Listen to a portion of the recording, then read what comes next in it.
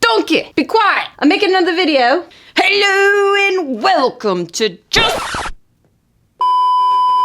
the Industry Outsider. I'm your host, Elle Grant, and today I'm going to be answering many of the questions that have been posted to me in the comments section of my videos. I will also be revealing the first watch company to ever send me watches to review. But first, wrist check. Today I'm wearing my Tudor Black Bay 58 in blue. I mentioned in an earlier video that I purchased this watch about 2 months ago. Now I feel enough time has gone by that I can actually have an opinion about the watch, and I feel comfortable sharing it with my audience. I have a lot of exciting content planned for you guys in the next few weeks, but for now, let's just jump into the video with some questions from my viewers. So for our first question, what are your thoughts on Longine? Well, to be totally honest, I don't know that much about Longine other than what I have seen in a few videos. I do like some of their models, especially from the Heritage collection. I'm particularly fond of the sector dials in black, but I'm just not super familiar with them.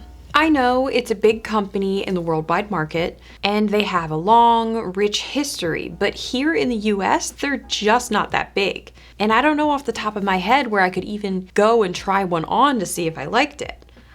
As I continue my watch education, Longine will definitely be part of that focus. But remember guys, I'm an enthusiast. I'm not an expert, and I certainly don't claim to be. Like a lot of you, there is plenty of stuff about the watch industry that I don't know and I'm still learning. Let's move on to our next question. Why do you like the Explorer over the Explorer 2? This is kind of an odd question. For starters, they're radically different watches that for some reason share a name and not much else. One's a GMT, the other isn't. One has a 24-hour bezel, the other has a smooth bezel. They're different sizes. One is 36 millimeters, the other is 42 millimeters, which is a bit large for my 6-inch wrist. It's not that I don't like the Explorer 2. I think it's a beautiful watch. I just like the original Explorer better, and that's the one that I want. On to the next question. Do you have any thoughts on Monta or Sinn? Sinn? Absolutely. Monta, not so much. I've heard of Monta.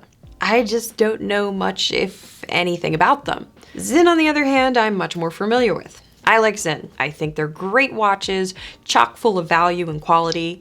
I love the tegimented exterior that's almost impossible to scratch.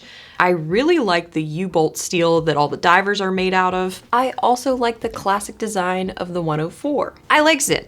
There's a lot to like. I've just never actually seen one in the wild, nevertheless touched one. So at least at this point, my affection for Sinn is all theoretical. If any of you own any of Sinn's offerings, I'd love to know what you think of them. Sinn's on my radar, but I wouldn't necessarily say it's something that's at the top of my wish list. Where is all that natural, green, and watery scenery at?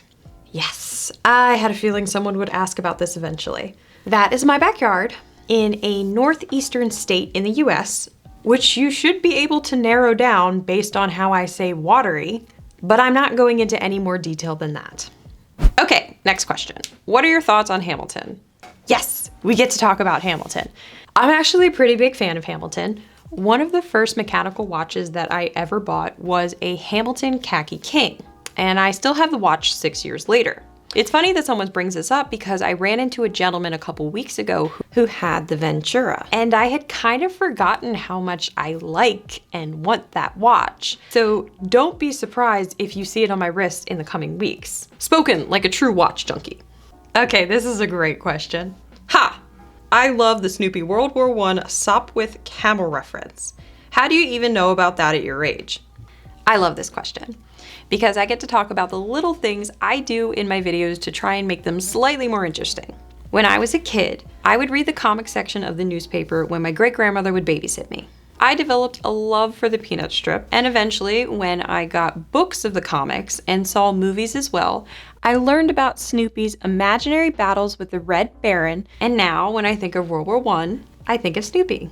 And for our last question, do you do everyday carry videos as well? As many of you know, the Industry Outsider series is only about watches, but I do make videos about other things as well. So far it's been boots, But yes, I have every intention of doing an EDC video or even 3. My YouTube journey into quality shoes, boots, and watches has taken me into the world of lighters, knives, wallets, and other everyday essentials. So yes, an EDC video is coming very soon in the not so distant future. Alright, so that's it for questions today. If you have any questions you'd like me to address in future episodes, please ask them in the comment section of this video. Okay, so I guess the only thing left to talk about is I suppose I'm not as much of an outsider as I thought I was. Because I was recently contacted by a watch company and they have just sent me 2 new watches to talk about in future videos. And the best part is, it's my favorite brand, Oris. I'm so psyched.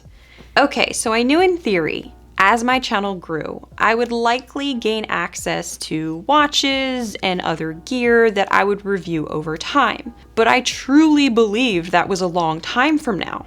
But Oris was so generous, they didn't care how small my channel was, and I am immensely grateful. So I have a couple of Oris videos in the works, which I am absolutely thrilled about producing.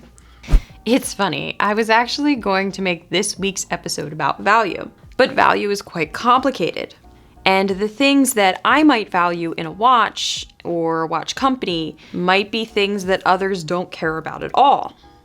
I tried talking about it, but the whole thing just got bogged down. I think I'm gonna have to make an entire video dedicated to what I think is value in the watch industry. But I think it's gonna take me a while because I want it to be an informed and well-considered opinion instead of something that I'm just breezing through, like answering what my favorite color is. Well, that about wraps it up for this week's episode. Let me know how you define value in the comment section below. Depending on if I get enough feedback, I will share your thoughts and opinions in that future video where I talk about my opinion on what is value in the watch industry. And as always, if you have any topics you would like me to cover in future Industry Outsider videos, let me know in the comment section down below. Thanks so much for watching, guys. I'll see you next week.